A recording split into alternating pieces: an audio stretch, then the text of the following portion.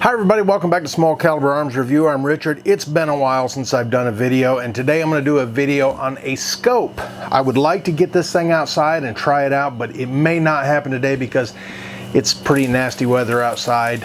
Much needed rain, but quite a bit of rain. Now this is on a company called CVLIFE, and I've seen several videos on them on different scopes and stuff, and I bought one of their scopes probably about 3 or 4 years ago. I bought it for my granddaughter's rifle, and I have not put it on there yet because I want her to get used to open sights before I put a scope on there. Master that, and then we'll move into a scope. Well, I recently purchased a rifle from Savage, and we'll bring this in frame here in a little bit. It's the Savage 9317 TRR-SR, I believe is what it is. It's the TRR-SR suppressor ready, 24-inch barrel on it, and I've been wanting that rifle for a long time, and I've been wanting the right scope to put on it. Now, scopes can be very expensive, especially when you get into the higher magnification ones, and I wanted to put a really big scope on that. Now, it's only a 17 HMR, but I still want to be able to see my target up close and personal. If I'm out there hunting a groundhog, I want to be able to look it right in the eye when I'm taking the shot. It may sound a little morbid, but I want to make sure of my target. So I reached out to CVLIFE, or they reached out to me. I can't remember which one it was. I think they reached out to me and said, hey, would you like to do a review on a red dot? And I said, no, I'm not a big fan of red dots. I said, but you know what? I've looked at your products before, and I like the 5 to 25 power scope you got. So they hooked me up with this, and this is from CVLIFE. Now, a lot of scopes, like I said, they can be very expensive, and if you get into something like you know, one of the you know, any of the higher end scopes, they're going to cost a lot of money, especially when you get into higher magnification. CVLIFE, this one is, like I said, 5 to 25, and it's a first focal plane, which I really love those, and it's side parallax, which I really love. I will probably never buy another scope that is not side parallax. Maybe, maybe not, but this is a big one here, and this one is only 199 bucks on Amazon. I have looked through it a little bit. I've opened it up, I've peeked at it and everything. I've taken a look at the instructions. Now, a lot of the times when you get products that are made in China, and a lot of things are made in China, even maybe some of the higher end scopes, some of those parts and components are probably made in China because there's only a few factories that actually make the components for these. They can be assembled somewhere else, and you know, that's kind of how they get around the made in whatever country thing. But I've looked through their instruction manual, which is just one sheet here, which is kind of nice because you really don't need a whole lot. You don't want a 20-page manual to figure this stuff out. You want to keep it nice and simple. This is the Bear Swift 5 to 25 by 56 millimeter objective on this thing. Huge objective, lets a lot more light in there. Now, it is a one-piece tube. It's aircraft aluminum. It's made out of 6061 aircraft grade aluminum, one piece, O-ring sealed, and it is nitrogen purged. It has, let's see, elevation adjustment is 55 MOA. Now this one is in MOA. You can get it in mil dots too, or mil, which I'm so used to MOA that's kind of what I wanted to stick with. You got 40 MOA of adjustment on the windage.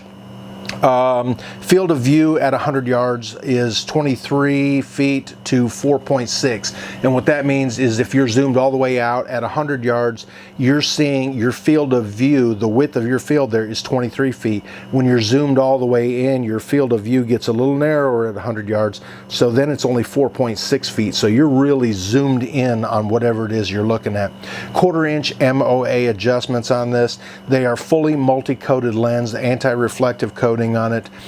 This one has an illuminated reticle. I'm not the biggest fan of illuminated reticles. I like things that don't need batteries, especially on something like this. At least the whole thing is not electronic. It is completely manual except for the illuminated reticle, and you really don't need it. You won't need it in full daylight, but you might want to use it in the you know, diminished daylight, early morning, late evening, if depending on what you're hunting. Check your hunting regulations, because those things could affect what you're hunting on there. Really good instructions, well-written instructions, and simple instructions. It does have zero stop turrets on it.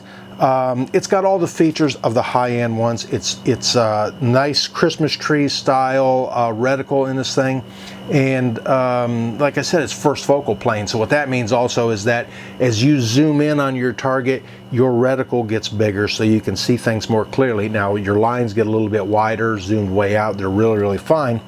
But like I said, this is well packaged, so that little drop didn't hurt anything. It's a good looking package too. It's going to come with a lens cleaning cloth. It's going to come with an ocular flip up cover if you want to put that on there. A lot of people will put their dope measurement in there. Dope, you know, not that kind of dope. It's going to come with some tools. You got a little tiny Allen wrench here. This is to adjust your zero stops and stuff. It's going to come with a throw lever for your zoom on there. And it's going to come with batteries for your illuminated reticle. It's also going to come with your rings to mount this thing, and that's really a plus because this is a 34mm body on this thing. It's going to come with the Allen wrench. It's going to come with, I believe these are high scopes on here, high rings on here, which I'm probably going to need on this rifle. Maybe not. They can be changed out. Ideally, you want to keep your scope as close to the bore axis as possible. And see if I can get this little Ziploc baggie here opened up, and we'll get the scope rings out. They are machined aluminum, and they're anodized, so they're pretty beefy. 4 screws on there, 2 screws on the side there, so they should lock in there pretty good. Now, your scope rings can affect your accuracy too. If they don't mount securely and nice and tight and everything, that can allow a little bit of movement there. This thing is rated for anything from a pellet gun to 30-06 is what it says in their online information on there. And really, sometimes I think pellet gun is actually the worst, especially if you get one of the brake barrel with the, you know, the weight that pushes the air into there. Those things have a lot of recoil. I've got a Gammo pellet gun that the actual Gammo scope that came on it with it. It actually has so much recoil that it pops the ring, the retention ring, out of the ocular end of the scope, and that thing is terrible. It is going to come with a sunshade that's going to be in there and wrapped in the plastic. Like I said, I've already had it out and looked at it, but wrapped in the plastic here is going to be your scope. Like I said, it looks to be, the finish on this thing looks great, and it looks real similar to a lot of other higher end scopes I've seen, and some of the higher end ones that I've actually bought. But like I said, for 199 bucks, this is a pretty good bargain as long as it performs like it should. And I'm putting it on a 17 HMR, and it's a pretty heavy rifle, so I don't suspect there being any problems with it. Your little fast throw lever there, will screw that right there into the zoom ring, so now it's easy to grab that thing and turn it. Everything feels a little tight, but it feels really smooth. There is absolutely no grittiness in there. So there's the 5 and there's 25. So your degrees of throw there are maybe just slightly over 180 degrees on the throw there. So we'll put that right up there in the middle. Your turrets on this thing are absolutely huge. You got your elevation turret up here. One click is a 1/4 MOA at 100 yards. And then you got your side one, your windage on here, right and left. One click, 1/4 MOA. Now, your top one, the feel of the clicks on there is not, I mean, you can feel them, but I think you can hear them better than you can feel them. It's 0 stop, so I can turn it all the way back till it stops. It was already set at 0. It doesn't mean it's zeroed with my rifle though. I have to get out there and do that, and then there's 3 screws on here. I can loosen up, reset the 0 stop, so when I get 0 with my rifle, I can set it back to 0, no problem. The windage one, you pull it out, it clicks out, and then you can adjust it. And then push it back in, and you've got it locked into place. On the other side is your parallax adjustment. Love side parallax on these things because you don't put any torque on the scope when if you've got objective parallax adjustment on here, you don't put any torque on it. You should have it tight enough where it won't really affect it, but there is zero effect on it if your parallax adjustment is on the side here. Parallax is adjusted from 10 to infinity yards. It's got markings from 10 to 500 yards on there, and 100 actually has an extra little line there, so that's probably where you're going to set it at. Now you can use side parallax adjustment or even objective parallax adjustment for sort of a rangefinder. When you get it focused correctly and you move your head around, you make sure there is no parallax, and that's the movement, the relationship between your reticle and your target. Sometimes you can move your head around and you'll see your reticle move a little bit, and that's kind of a pain. That can really cause some problems. And that's why I do not like scopes without parallax adjustment on them. But once you get everything in focus where it superimposes that reticle onto your target and there is no movement when you move your head around, that means you're at the right parallax adjustment. Then you can look at your markings on there and see that, you know, maybe they're not always 100% correct. That's not what they're intended for, but it can give you an idea of what your range is.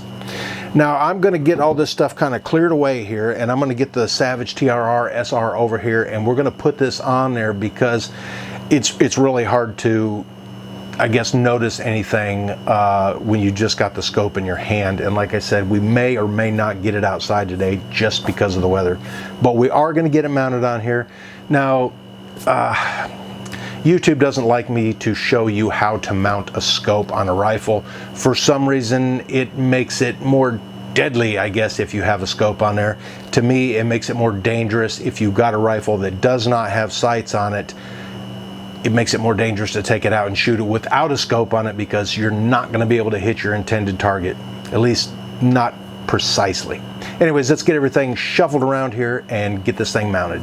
See, now this is set up for Picatinny rail, so it does have the little locking lug pieces there that are going to fit down in these slots here. And there is a difference between Picatinny and Weaver, okay? And one of them you can use on the one you can't use on the other. One of them fits both, whatever it is. But anyways, what we're going to do is we're going to get these things rough set on here.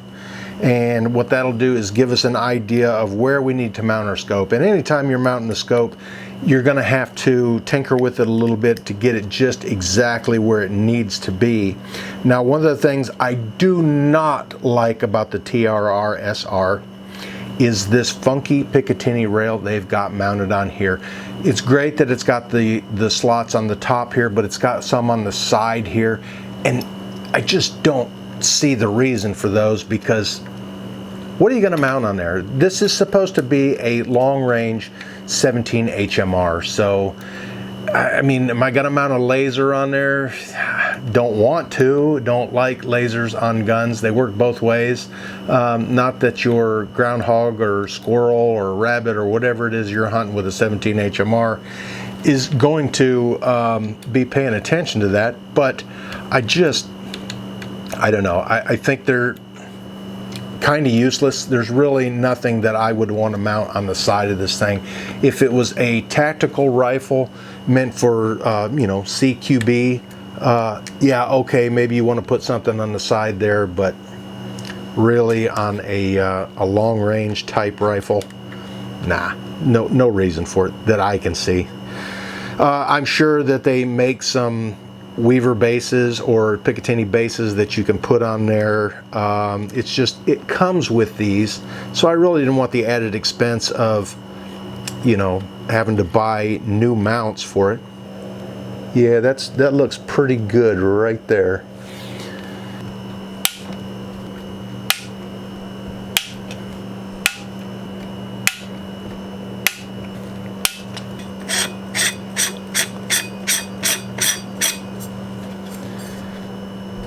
Okay, so there it is. I've got the brand new CVLIFE 5 to 25 by 56 millimeter objective on here, 34 millimeter, one piece aluminum machine tube, nitrogen purge, fully coated optics on it and everything. I've got it all set up on the Savage TRR-SR, and I've been dying to get this thing out there on the range and give it a few shots, and hopefully the scope works out. I don't see any reason why it wouldn't work out. it feels, the feel of it feels, for a $200 scope, feels amazing. I put the rear flip up cover on it, and it does fit over there, and it's not going to mess with your ocular if you've got it adjusted where you want it. It's rubber, so it'll slide over the other part, the outer part there, not the adjustment part of it.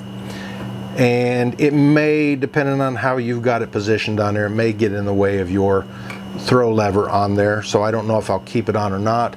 The front one's on there, fits on the sunshade, snaps into position pretty good, and looks really cool on this rifle. I do not like the height of it here. That is, to me, it's a little excessive, but it's a 17 HMR. I plan on using it for groundhog hunting, so maybe some rabbit hunting later in the season, and I think it'll do just fine. Like I said, it's just a good looking scope. I do have to get it zeroed in, so that's going to take a little bit of time. Going to take me a few rounds on there. I like that it has the multiple off positions in between every one of the intensity settings on the illuminated reticle, even though I'm not the biggest fan of illuminated reticles.